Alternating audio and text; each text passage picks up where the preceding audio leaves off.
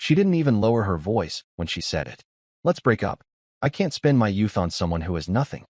We were standing outside the bar where she wanted to go. I was still holding the door open for her.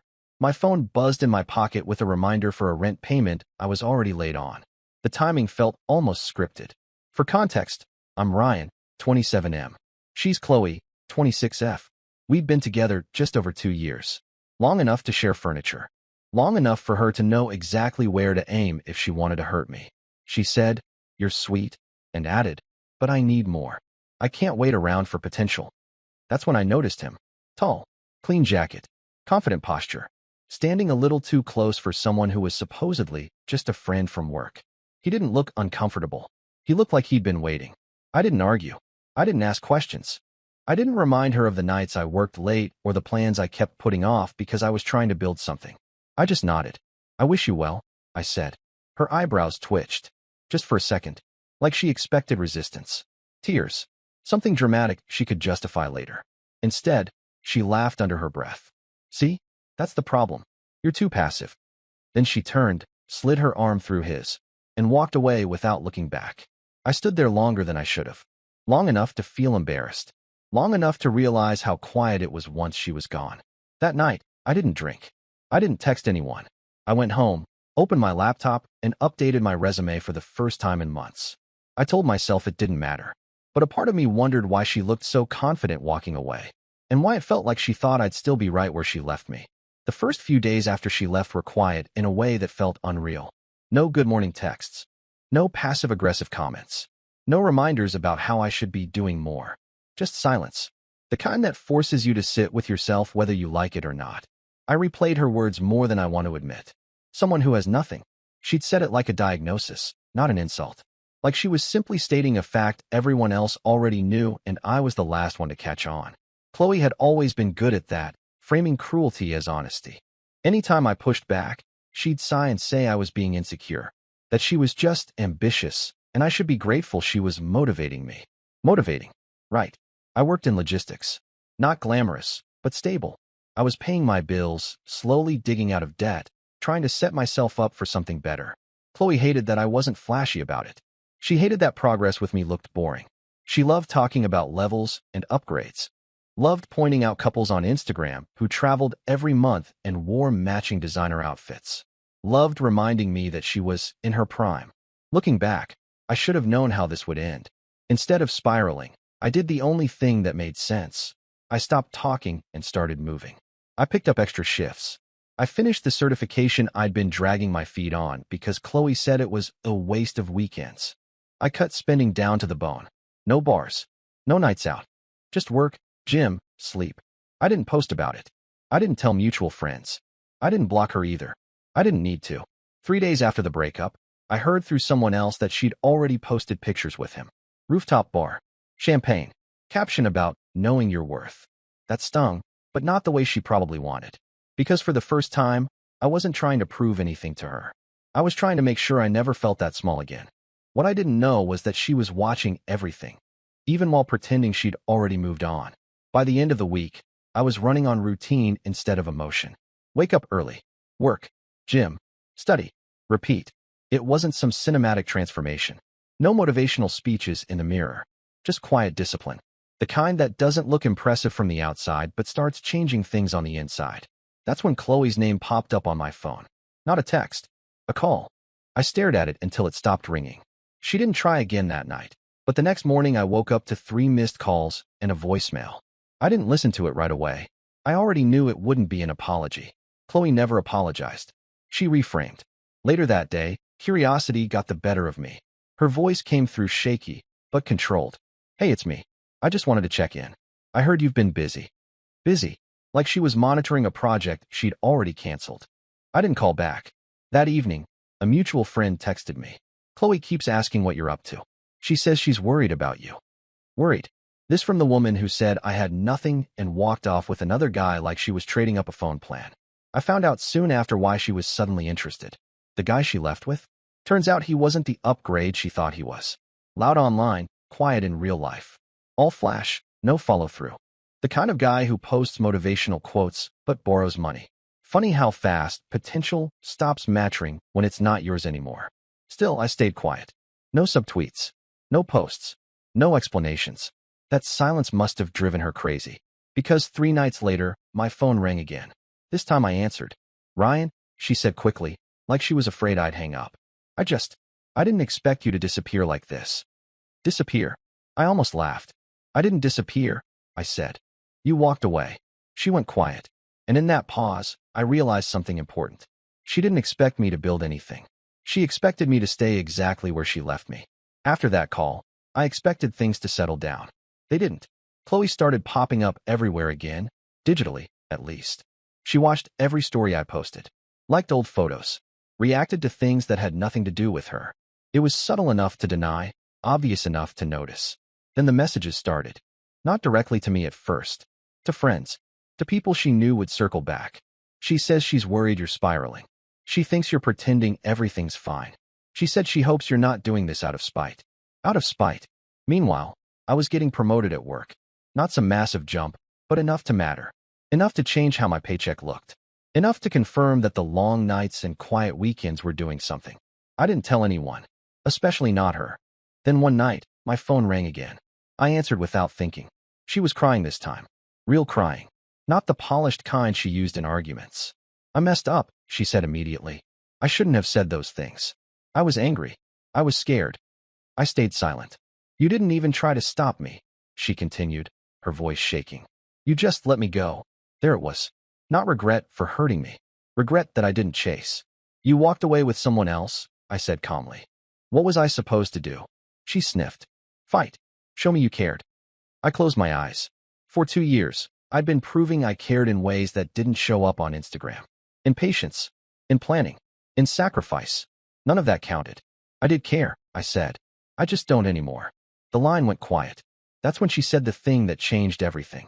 "I didn't think you'd actually become something without me." And suddenly, the tears made sense. She wasn't calling because she missed me. She was calling because she was afraid she'd misjudged me. And for the first time, she wasn't looking down anymore. She was looking back. After that call, I thought she'd back off. Instead, she doubled down. The next morning, she texted me like nothing dramatic had happened. "Good morning. Hope you slept okay." No apology. No acknowledgement of what she'd said. Just a reset. Like she could roll the conversation back to a safer point where she still had access. I didn't reply. By that afternoon, her tone shifted. "You don't have to ignore me. I'm just trying to be mature about this." Mature. From the woman who broke up with me in public and walked off with another guy. That evening, I ran into her by accident. Same grocery store. Same aisle. She looked surprised, but not upset. More like she'd been hoping for it. "Hey," she said, brushing her hair back. "You look different." "Yeah," I replied. "So do you." She laughed awkwardly. "I didn't expect to see you here." "You live 3 blocks away," I said. She frowned, then smiled again.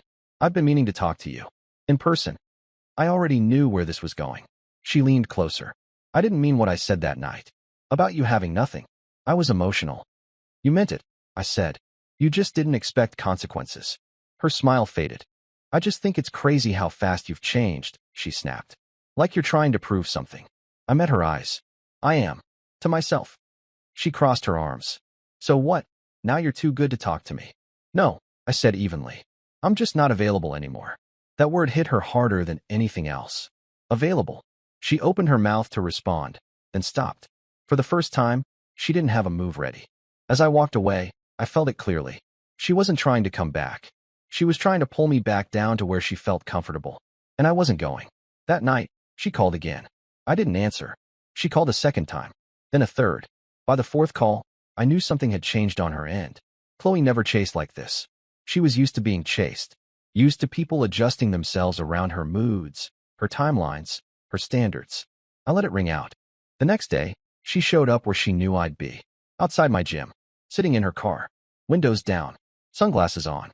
Like she'd planned it carefully enough to pretend it was casual. "Wow," she said as I walked past. "You're really going to ignore me in person now." I stopped, mostly out of curiosity. "What do you want, Chloe?" She sighed dramatically and stepped out of the car. "I just don't recognize you anymore. You used to be softer." There it was again. Not concern. Discomfort.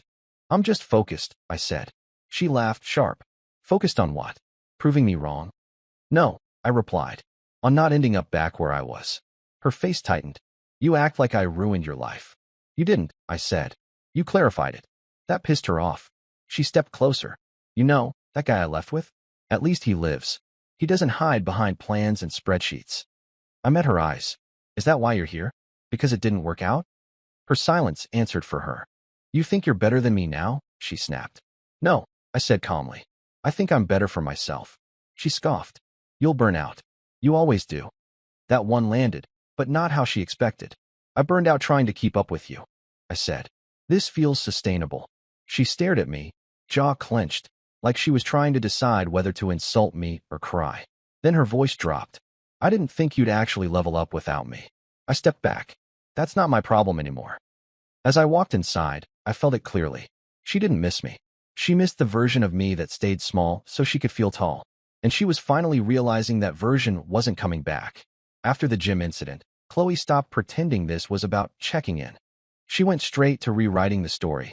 A mutual friend sent me screenshots I didn't ask for. Chloe had been venting loudly. According to her, I'd changed overnight, let bitterness consume me, and was obsessed with proving her wrong. Obsessed. I was working, training, sleeping, and repeating.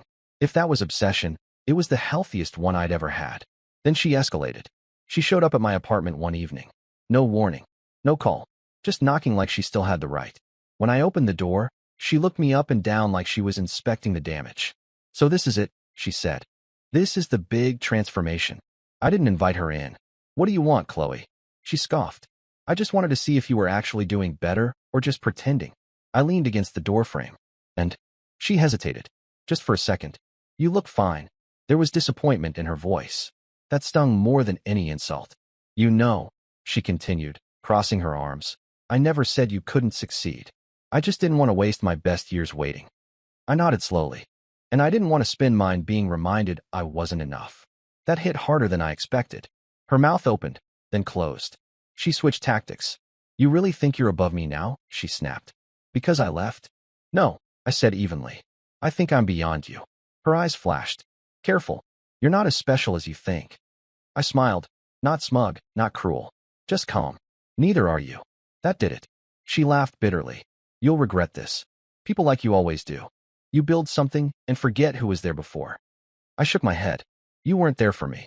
You were there until you thought you could do better. Silence stretched between us. Finally, she whispered, I didn't think you'd actually win. I looked at her one last time. I wasn't competing, I said. I was surviving. I closed the door. And on the other side of it, she finally realized something she never considered. She hadn't walked away from nothing. She'd walked away from someone who was about to become something she could no longer reach. I thought closing the door would end it. It didn't. 2 nights later, my phone rang at 1:17 a.m. Chloe. I almost didn't answer. Almost. But something told me this call was different. The moment I picked up, I heard it, full-on sobbing. No control. No edge. Just raw panic. I can't do this, she cried. Everything's falling apart. I stayed quiet. That guy, she continued, voice breaking, he's gone. Just gone. He said I was too intense. Too demanding. Can you believe that? Yes, I could. I don't know what I'm doing anymore, she said. I feel stupid. I feel like I threw everything away. Everything. Not me. Not us. Everything. You're the only one who ever believed in me, she said softly. You always stayed. You always had a plan. There it was. Not love. Security. I finally spoke. You didn't want a plan. You wanted a shortcut. She gasped like I'd slapped her. That's not fair. You left because I didn't look impressive yet, I said. Now you're calling because I do. Her crying slowed, replaced by shaky breathing. I made a mistake, she whispered. Please don't say you don't care. I leaned back against the couch, staring at the ceiling. I care, I said honestly. Just not the way you want. Silence. Can we meet? She asked. Just talk. I need to see you. This was the moment she thought would reset everything. The late night breakdown. The emotional vulnerability. The opening for me to step back into my old role. The guy who fixed things. I don't think that's a good idea, I said. Her tone shifted instantly. Fear creeping in. Why? Because if I come save you, I replied. You'll leave again the moment something shinier shows up. She started crying harder. I wouldn't, she said. I swear. I closed my eyes. I believe you believe that, I said. And that's the problem. She went quiet. I hope you figure things out, I added. But it won't be with me. When the call ended, I sat there for a long time. Not shaking. Not sad. Just aware. A week ago, she said I had nothing. Now she was calling because she had nothing, and I had become the thing she thought she could come back to. She was wrong, and she was starting to realize it. After that call, she didn't disappear. She unraveled. Mutual friends started reaching out, cautiously at first, then more directly. Chloe had been crying at parties, drinking too much, talking about me like I was a missed opportunity instead of a person she discarded. She says you were the only stable thing in her life, one friend told me. She keeps saying she fumbled you, another added. I didn't respond to any of it. Not because I was being cold, but because engaging would have put me right back into the role she wanted me in. The emotional anchor. The safety net. The guy who absorbed the fallout of her choices. Meanwhile, my life kept moving. The certification paid off. I was officially offered a better position, more responsibility, better pay, real upward momentum. Nothing flashy, but solid. Real. The kind of progress Chloe used to mock because it didn't come with bottle service. The irony wasn't lost on me. A few nights later, she texted again. Different number. I saw you got promoted. I always knew you had it in you. I stared at the screen, feeling nothing but clarity. You didn't know, I typed. You just didn't want to wait. She replied instantly. I was young. I was scared. Everyone else was moving faster. That sentence summed her up better than any insult ever could. She didn't want growth. She wanted comparison. Can we meet? She asked. I just want to talk. I promise I won't ask for anything. That promise was the lie. I put the phone down and didn't answer. An hour later, another message came through. Please. I feel like I'm losing everything. I finally replied, once. You didn't lose everything. You let go of something before it had time to grow. That doesn't mean it comes back when you panic. 3 dots appeared, disappeared, appeared again, then nothing. And for the first time since she walked away with another guy, I understood something completely. She didn't leave because I had nothing. She left because she couldn't stand being with someone whose success she couldn't take credit for. And that made all the difference. I didn't hear from Chloe for almost 2 weeks after that. No texts, no calls, no secondhand updates from friends. For the first time since the night she walked away with another guy, she was actually gone. Then, on a random Tuesday evening, my phone rang. Her name. I almost let it go to voicemail. Almost. But something told me this was the last one. I answered. She didn't cry this time. I just wanted to hear your voice once, she said quietly. No edge. No attitude. Just exhaustion. I'm not calling to ask for anything. I stayed silent. I've had a lot of time to think, she continued. About what I said. About how I left. About how I treated you like you were already a failure because you weren't finished yet. That word, finished, hit me harder than anything else she'd said. I thought success was something you either had or didn't, she admitted. I didn't understand that some people are still building. I exhaled slowly. You didn't want to be there while I was building, I said. That was your choice. I know, she whispered. And I have to live with it. There was a pause. Then she said the one thing I never expected to hear from her. I hope whoever ends up with you understands what they have. I closed my eyes. I hope you figure out what you're actually looking for, I replied. Not just what looks good next to you. She didn't argue. She didn't defend herself. I'm sorry, she said, for saying you had nothing. I answered honestly. I had less back then. I didn't have nothing. She let out a shaky breath. I see that now. We said goodbye after that. No promises. No lingering tension. Just an ending that finally felt real. When the call ended, I didn't feel victorious. I felt free.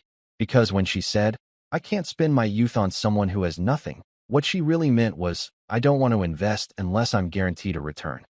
And when I said, I wish you well, I wasn't being passive. I was choosing a future she could no longer step into.